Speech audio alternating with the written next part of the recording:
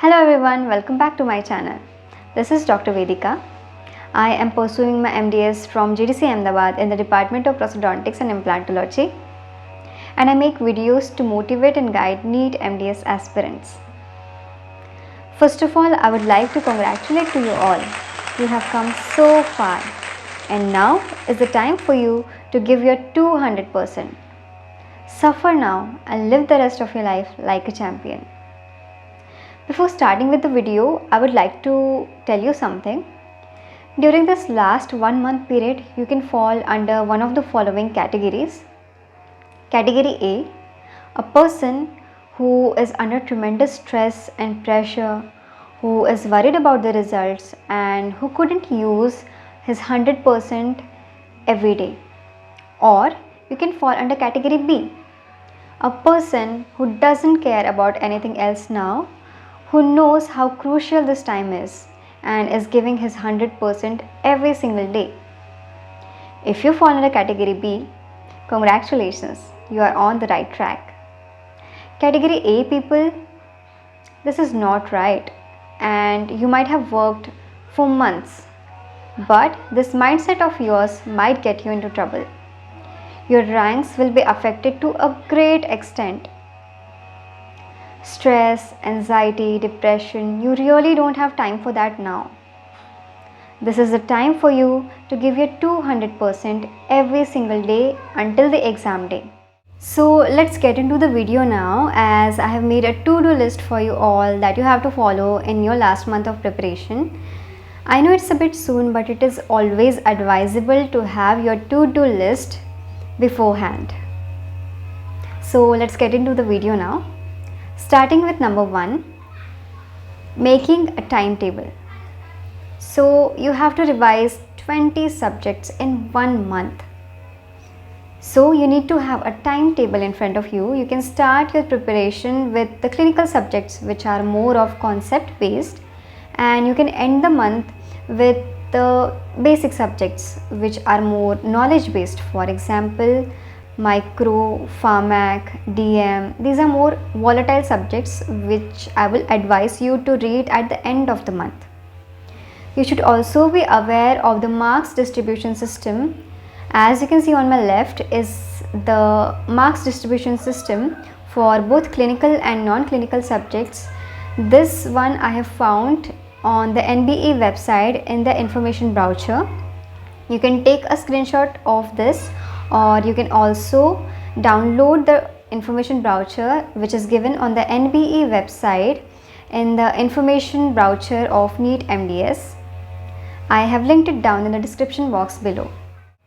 Number 2, past year papers. So this is the time for you to start solving the past year papers.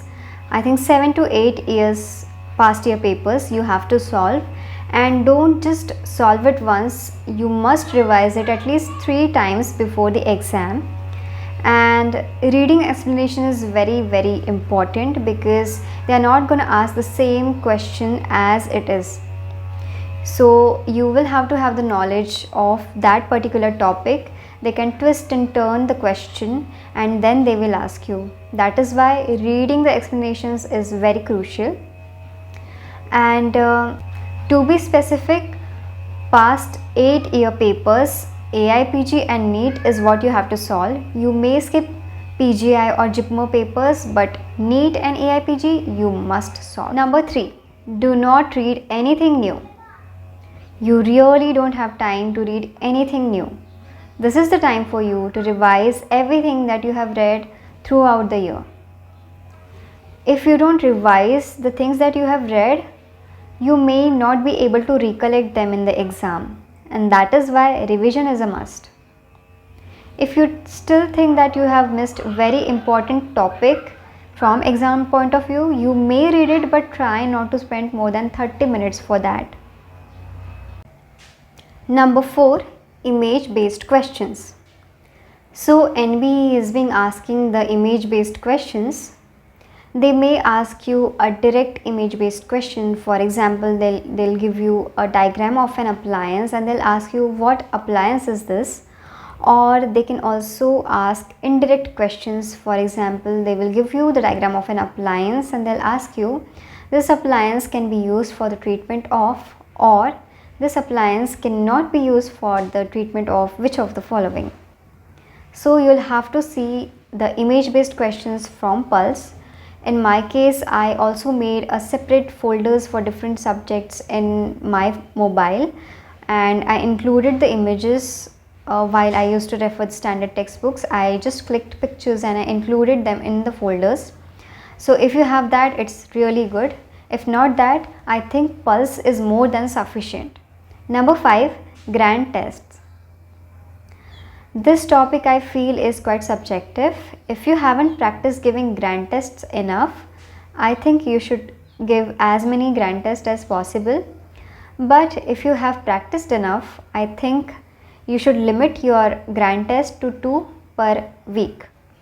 Especially in the last 1 week, I think you should not give any grand test, because if you don't score well, your confidence level may go down, and also you will be spending a lot of time while you're giving grand test, because you'll have to spend 3 hours in giving the grand test and you'll spend 3 more hours to see where you're going wrong in the review of the mock test. So I think you should limit, you should always find a balance while you're giving the mock test. Number 6, practice sitting from 9 a.m. to 12 p.m. So you'll have to practice sitting from 9 a.m. to 12 p.m. because these are NEET timings. And on the main exam day, you won't be taking any breaks, because taking a break is equals to losing more than 10 minutes and you just can't afford that. So try practice sitting from 9 a.m. to 12 p.m. without interruptions. Don't eat anything, don't check phone and nothing, no interruption should be there. Number 7, see your copy and mistake diary. So I'm sure you have included something very important in your copy, or the topics that you think are difficult and you have reframed it. I think you have included in your copy. That is why it is must for you to see your copy. Also see your mistake diary so that you don't repeat the same mistake again in your main exam. Also review the mocks that you have solved earlier. Number 8, last but not the least, maintain your health.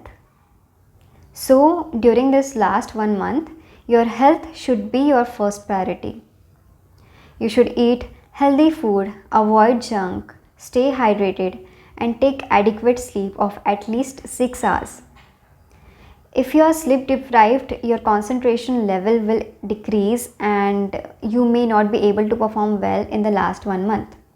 If you don't perform well in the last 1 month, you won't be able to perform your best on the main exam day. That is why you must take care of your health. I hope you found this video helpful, and if you like this video, please share with your friends. If you have any additional to do things, please let me know in the comment section below so that others will get benefited from your comments. And thank you so much for watching. I wish you all the very best. Bye bye. Thank you.